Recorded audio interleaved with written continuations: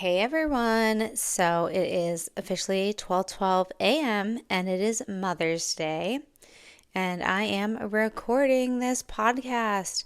So I wrote a bunch of notes down and I'm just going to read off my paper, and it's completely not edited. So we will just see how this podcast goes. And I'm just glad you're here. And I've had this song stuck in my head for a while, and it's the song of "Thank you for being a friend, traveling the road and back again. Thank you for being a friend." If you know, you know. All right, so here we go. Thoughts sitting in the Starbucks line. Usually the line goes really, really fast. I'm 4 cars back and tomorrow is Mother's Day. And all week long I've been asking people, what are you doing on Sunday to celebrate? And I've heard we're going out to breakfast as a family, and then for dinner my husband is going to barbecue, probably steak, and do potatoes as well. Then another friend said, my husband is making steak on Friday, so for Mother's Day we're having hamburgers and hot dogs, which sound really good to me. I guess I'm asking people because I still haven't made up my mind what I want to do for food tomorrow. I just know I don't want to cook, and then I've seen all over social media people asking what are people doing for Mother's Day. Then that got me thinking, how about what am I not doing for Mother's Day? Last Sunday I bought myself flowers, and that felt really good. I actually bought myself 2 bouquets of flowers. A dozen hot pink long stem roses and bright yellow tiger lily flowers. I put them in the same vase and they're so pretty together.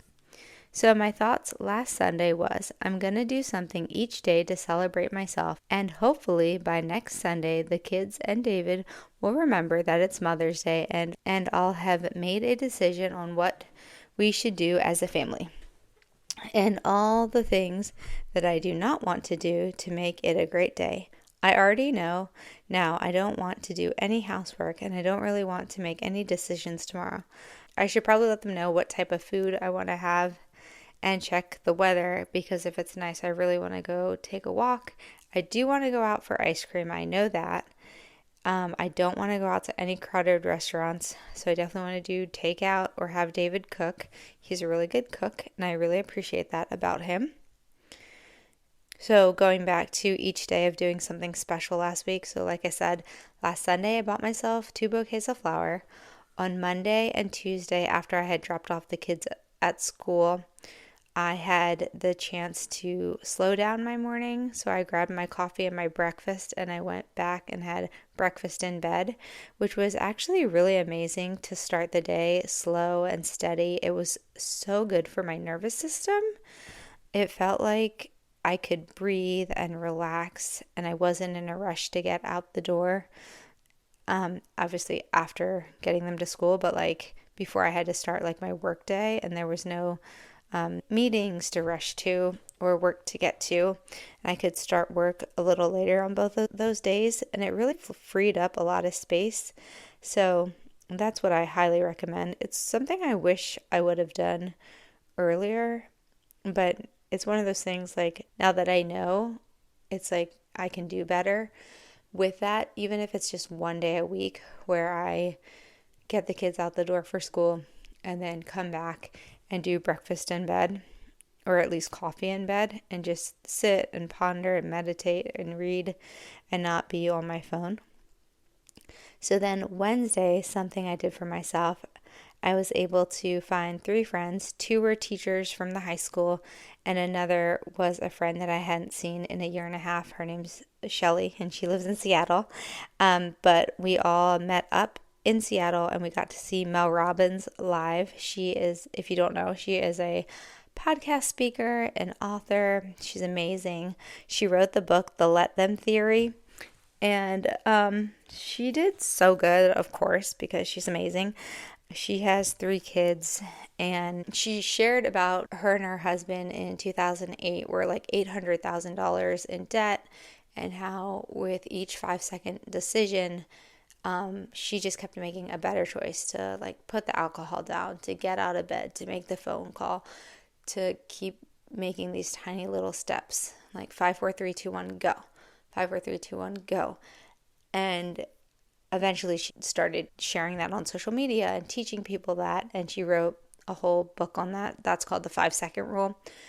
And then later on, she wrote this book, The Let Them Theory.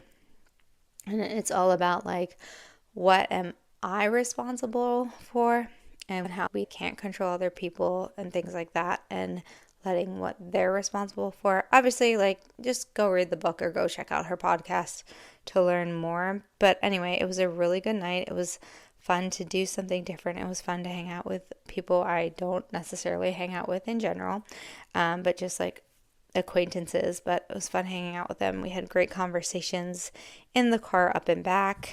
It was just a great time. I'm just thankful for the people in my life and the people I get to hang out with. Then on Thursday, I don't really remember what I did for myself, but I know it was something. Oh, I know what it was. I I cleaned the house, and I cleaned the house, which sounds like I did that for others, but I have not cleaned the house in such a long time, and it was getting so gross. But it was one of those things that I know that my house is special, and it's such a gift that's been given to us, and sometimes I feel like I waste that gift. And it was just one of those things, waking up with the realization of, holy crap, I gotta take care of this house. The house will take care of us. So I took the time on Thursday to really clean it up and make it look good, and it just felt really good. And we're just really blessed to have a space. I'm so thankful for it. And this is kind of silly, but I wanted to share a story. So while I was cleaning the house in the upstairs kids' bathroom, the toilet paper holder has been broken like forever. And I told David, like, hey, like, could you fix this, or could we get a new one? Like, what is going on? This is ridiculous that this has been like broken for so long. He's like, no, you just have to like snap it into place and just be gentle with it, and it will stop like falling apart. And I'm like, no, like there has to be a way to fix it. He's like, sure, you can figure it out if you want, but I'm pretty sure it is what it is. I'm like, no. So then I was like looking at it and stuff like that, and I realized there was this tiny little screw underneath it that just really just needed a small screwdriver, and you just needed to tighten it. I was like, yes, I found it. Okay. So I was like looking through all of our stuff. I found a small screwdriver. I put the other piece on and tightened both sides of the toilet paper holder thing, and then, put the middle part in where the toilet paper actually goes. And then I like took a video and I sent it to the family group chat, and I was like, hey, look, I fixed it. And like Jasmine's like, finally, like little attitude kind of thing, but like happy and relieved at the same time. And then David's like, awesome, great job. And the boys like said nothing. They could care less because they don't really use that bathroom. Basically, the youngest has taken it over, and it's, very gross because she's a teenager and it's her space. Anyway, so I was just like really proud of myself. That's one quality that I feel like I see something and I just refuse to give up, and I will try like 100,000 solutions until I like figure it out.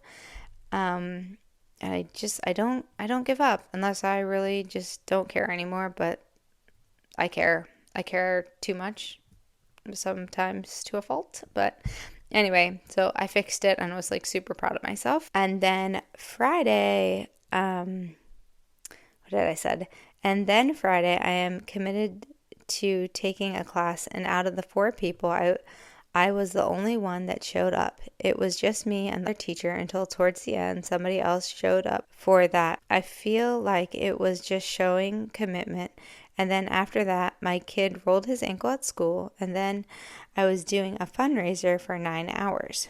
I want to say I did a really good job using my voice on things for the fundraiser and speaking up when I didn't want to do stuff, or when I did do stuff, being super friendly and outgoing and helping people make decisions.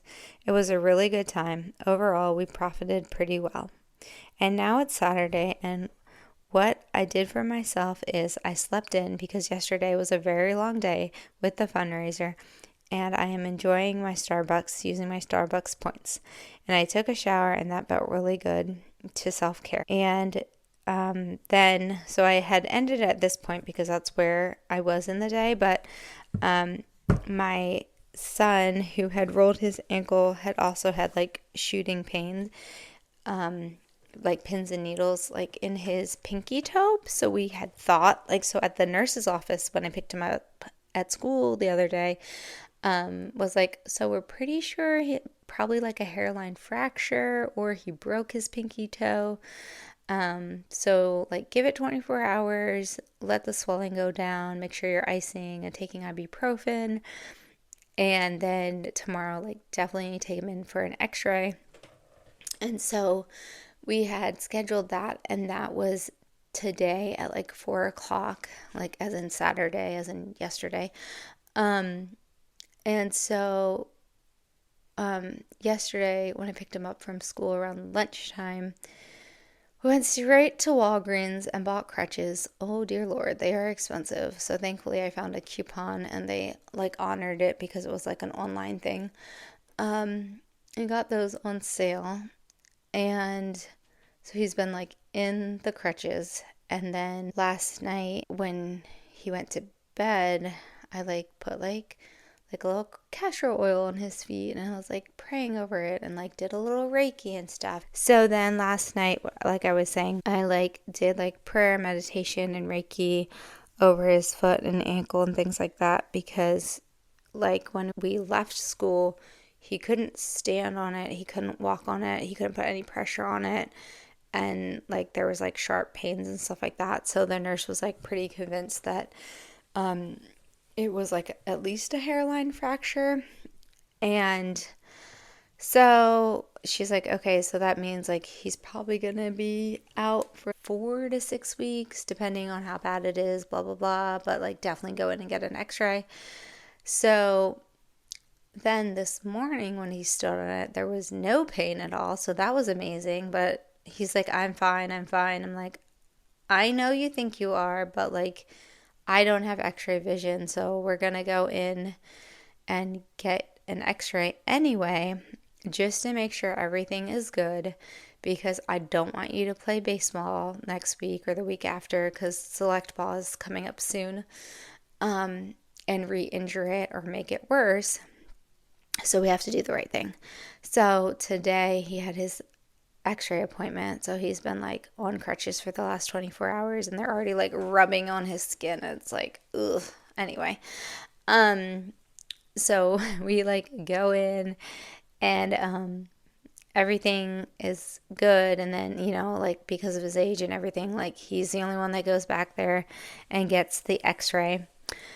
And then he's like, I think it's going to be fine. I was like, okay. And then like when he's back there, I'm in the room waiting for him and the doctor to come back.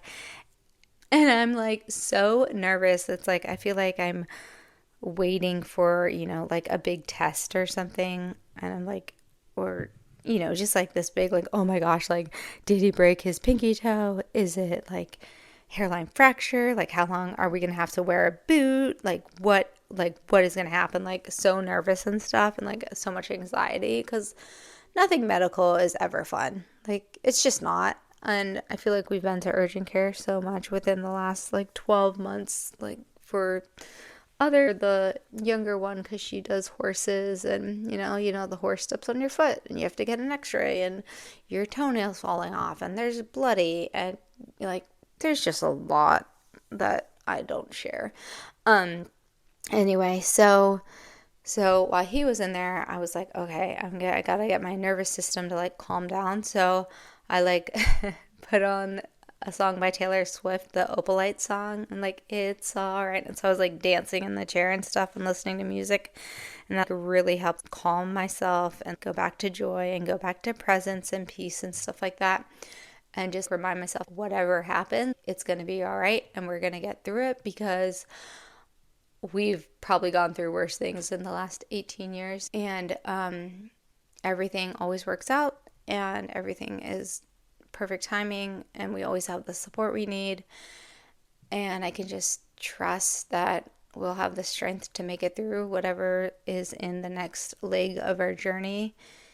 And yeah, so then he comes in and I'm still like singing and dancing. He's like, are you okay? I'm like, yeah, I was just super nervous, so I just like need to dance. And then the x-ray lady technician person walks in, and I turn off the music to be polite. And then she's like, okay, yeah, so I'm going to pull up the x-rays. Everything looked good in my opinion. So then she showed me. I was like, oh my gosh, thank you so much. And then she just like went over stuff and protocol. And then they gave us like this like support thing that he gets to wear during the day. And then at nighttime, he gets to take it off and give it a rest. And then basically give it a week. And then as long as he can fully like go back to normal, as long as he can stand and everything feels good and the swelling's gone and it hasn't gotten worse and blah blah blah, then he should be good. So that's exciting, that nothing's broken and there's no like fracture thingy. So then went to the store because he needed like good shoes to support him, and then we realized he had some at home that he could wear.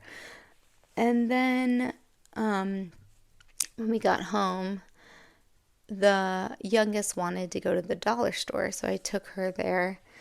And that's always fun because I absolutely love the dollar store, and I have passed that on to the youngest child. And they have, I think, SBA testing coming up this week, so she wanted to get like extra snacks for that. And I found like the cutest pineapple water drinking thing with a straw, and it's so cute and I love it, and it holds 68 ounces of water. How cool is that? And then we got some like arts and crafts supplies that she wanted, and I don't even know, just like random stuff.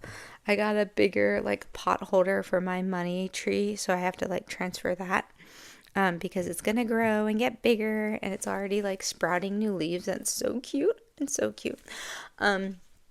So that was a good time. And then when we had gotten home, the kids have been asking me to take them to Applebee's because we got like gift cards in like, I don't know, around like Valentine's Day that I've been holding on to that did not have the amount on it, that it was just like a gift card from family. And so like, and then the other day I wasn't cleaning out my car. I was looking in the glove box for coupons for something. And I found another Applebee's gift card, and I was like, oh my gosh, now we have 2 Applebee's gift cards. This is awesome. So with the 2 gift cards, I was like, oh, this is perfect. This will cover whatever we get, I'm sure. So in my head, I assumed both the gift cards were for $50. So I told the kids, like, okay, well, we missed happy hour, and I don't like going to Applebee's unless it's happy hour.